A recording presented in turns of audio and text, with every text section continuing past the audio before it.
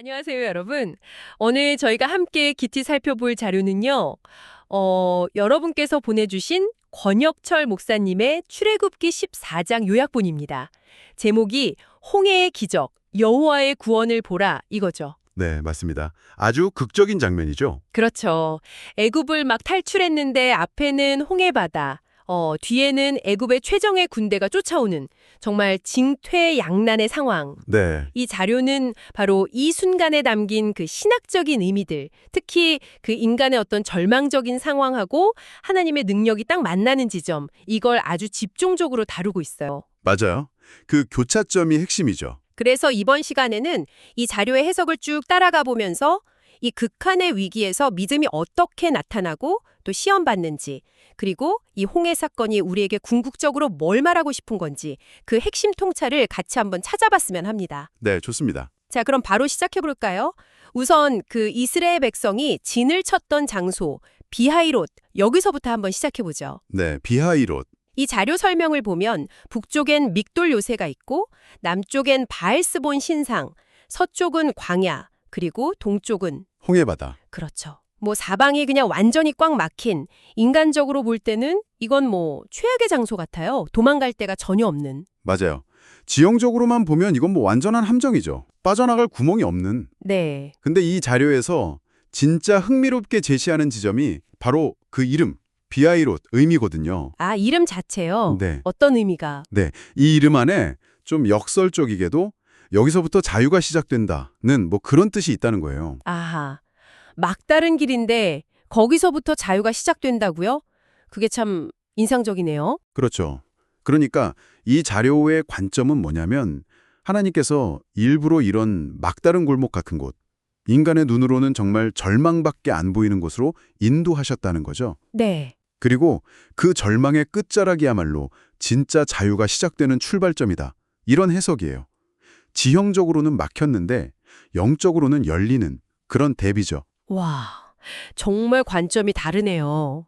이게 그럼 우리 삶에도 좀 적용해 볼 수 있겠는데요. 바로 그 점입니다. 이 자료가 던지는 질문이죠.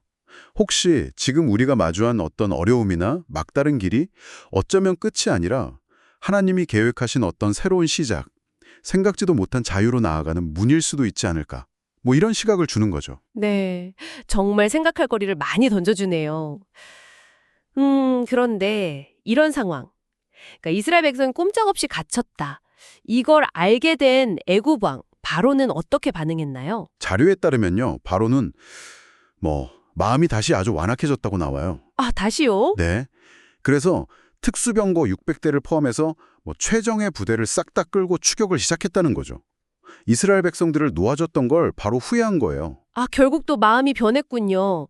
여전히 그 백성들을 자기 소유물 정도로만 생각하는 그 관점에서 못 벗어난 거네요? 네, 맞습니다. 세속적인 계산이죠, 여전히. 그런데 이 자료는요.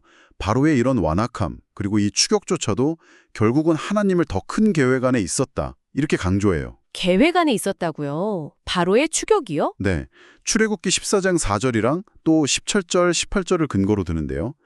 하나님께서 내가 바로와 그의 모든 군대로 말미암아 영광을 얻겠다.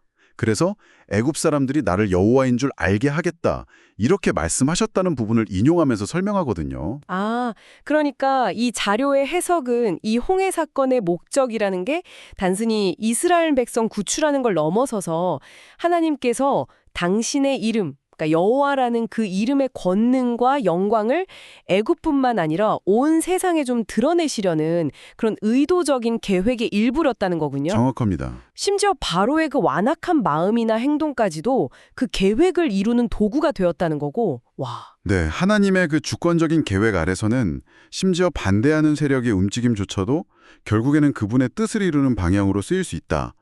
이런 관점을 보여주는 거죠.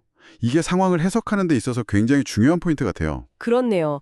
자, 그럼 이제 무대는 홍해 앞으로 옮겨지고 애국 군대가 정말 코앞까지 다가온 상황입니다.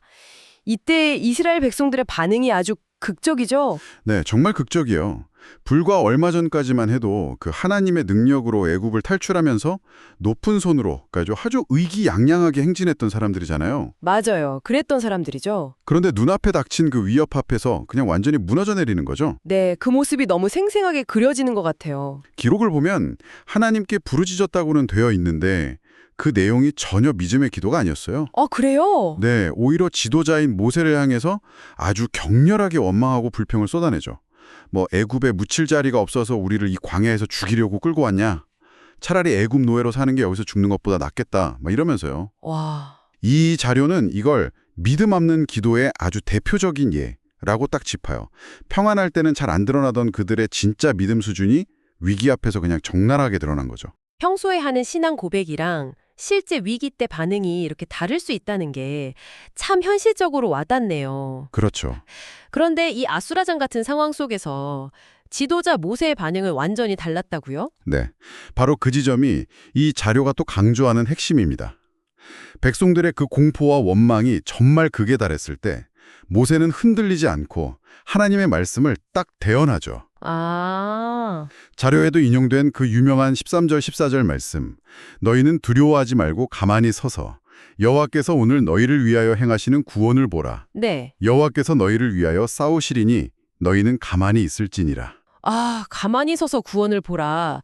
이 명령이 정말 핵심인 것 같네요. 근데 이 자료는 이 가만히 있으라는 명령을 어떻게 해석하고 있나요? 그냥 뭐 아무것도 하지 말고 멈춰 서 있어라 이런 뜻은 아닐 것 같은데요. 맞아요. 그게 그냥 수동적으로 체념하거나 방관하라는 의미는 절대 아니라고 봐요. 네. 오히려 굉장히 적극적인 믿음의 태도를 요구하는 명령이라는 거죠. 적극적인 믿음이요? 가만히 있는데? 네. 그러니까 인간적인 방법으로 막 두려워하거나 허둥대거나 불평하면서 에러디를 쏟지 말라는 거예요. 그 대신에 이제부터 하나님께서 어떻게 일하실지 믿음의 눈으로 잠잠히 주목하고 기대하라. 뭐 이런 의미로 해석을 합니다. 아하. 그러니까 인간의 모든 수단이나 노력이 이제 끝났다, 소용없다 이렇게 느껴지는 바로 그 절망의 지점에서 우리의 역할을 내가 뭘 하려고 애쓰는 것에서 하나님이 하실 일을 믿음으로 지켜보는 것으로 딱 전환하라는 요구군요. 바로 그겁니다. 주목하는 거. 이 차이가 여기서 정말 극명하게 드러나네요. 그렇죠. 인간적인 어떤 소란이나 노력이 딱 멈춘 바로 그 자리에서 하나님의 역사가 시작된다. 이런 강력한 메시지를 이 자료는 읽어내고 있는 거죠. 어떻게 보면 가만히 있는 것이야말로 가장 큰 믿음의 행동일 수 있다는 역설이에요. 와, 이 해석을 딱 염두에 두고 보니까 그 유명한 홍해 건너는 장면이 훨씬 더 의미심장하게 다가오는데요. 그렇죠. 모세가 하나님의 명령대로 지팡이를 바다 위로 딱 내미니까 밤새도록 강한 동풍이 불어서 바닷물이 쫙 갈라지고 양쪽에 물벽이 서고 그 가운데 마른 땅이 드러났다는 그 장면 말이에요.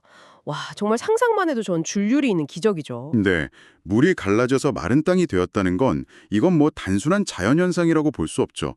하나님의 초자연적인 개입을 분명히 보여주는 거고요. 네. 그리고 이스라엘 백성은 그 죽음의 상징과도 같았던 바다 한가운데를 안전하게 걸어서 건너게 되는 거죠.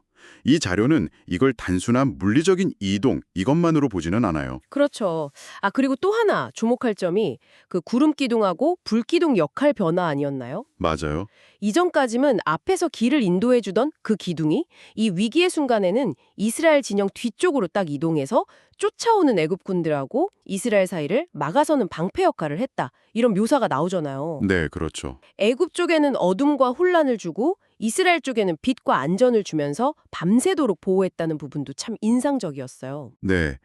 그 구름 기둥의 역할 변화, 이게 하나님의 보호하심이 얼마나 구체적이고 또 시기적절한지를 잘 보여주는 대목이죠. 더 나아가서 이 자료는 이 홍해를 건넌 사건 전체를 훨씬 더 큰 어떤 영적인 의미로 확장해서 해석을 해요. 영적인 의미요? 예를 들면 어떤? 그러니까 이게 단순히 애굽 군대로부터 탈출했다 이걸 넘어서서요. 애굽과 바로 왕으로 상징되는 이 세상의 권세, 또 죄의 속박, 그리고 죽음의 권세로부터의 완전한 해방, 그리고 영적인 승리, 이걸 예표하는 사건이라는 거예요. 아, 그렇군요. 앞서 모세가 선포했던 그 가만히 서서 여호와의 구원을 보라는 말씀하고 딱 연결이 되네요. 그렇죠. 인간의 힘으로는 도저히 건널 수 없는 그 죽음의 바다를 하나님께서 직접 갈라서 길을 내시고 건너게 하셨다. 이걸 통해서 우리의 구원은 우리 노력이나 힘이 아니라 전적으로 하나님의 능력, 하나님의 은혜로 말미암는다는 것을 아주 시각적으로 보여준 사건이다. 이런 해석인 거죠. 정확합니다. 그래서 이 자료는 여기서 핵심이 우리가 무엇을 하느냐가 아니라 하나님께서 일하시는 것을 잠잠히 믿음으로 지켜보는 것에 있다. 이걸 다시 한번 강조해요. 우리의 역할은 믿음으로 그분의 구원을 받아들이고 목격하는 것이다. 이거죠. 네. 그렇다면 이 정말 극적인 사건의 최종 결과는 어떻게 정리될 수 있을까요? 이스라엘 백성은 무사히 홍해를 건넜고 그들을 뒤따라서 바닷길로 들어섰던 애굽 군대는 새벽에 물이 다시 합쳐지면서 전멸하잖아요. 이 자료는 이 결과를 어떻게 요약하고 있습니까? 이 자료의 해석에 따르면요. 이 홍해 사건의 결과는 크게 세 가지 중요한 의미를 갖는다고 봐요. 네, 세 가지요. 첫째는 당연히 하나님의 약속의 백성인 이스라엘에게 주어진 완전한 자유와 구원이죠. 이전과는 정말 비교할 수 없는 새로운 시작인 거고요. 내려진 공의로운 심판. 하나님의 공의가 반드시 실현된다는 걸 보여주는 거죠. 그렇죠. 심판. 그리고 가장 중요하게 강조하는 세 번째 결과는요. 이 모든 과정을 통해서 이스라엘 백성뿐만 아니라 장차 이 소식을 듣게 될 모든 민족, 온 세상에게 하나님이 누구신가, 즉 그분이 바로 언약의 하나님, 전능하신 여호와이심을 아주 분명하게 선포하고 계시하는 사건이 되었다는 겁니다. 아, 결국 비아히롯이라는 그 절망적인 장소에서 시작된 이 모든 과정이 단순히 이스라엘의 구원과 애굽의 심판, 이걸 넘어서서 하나님의 자기 계시, 그러니까 내가 바로 여호와다라는 그 선언을 온 세상에 알리는 거대한 무대였다는 말씀이시군요. 네, 그렇습니다. 바로 그거죠. 그래서 이 자료는 마지막으로 우리에게 이렇게 도전을 던지는 것 같아요.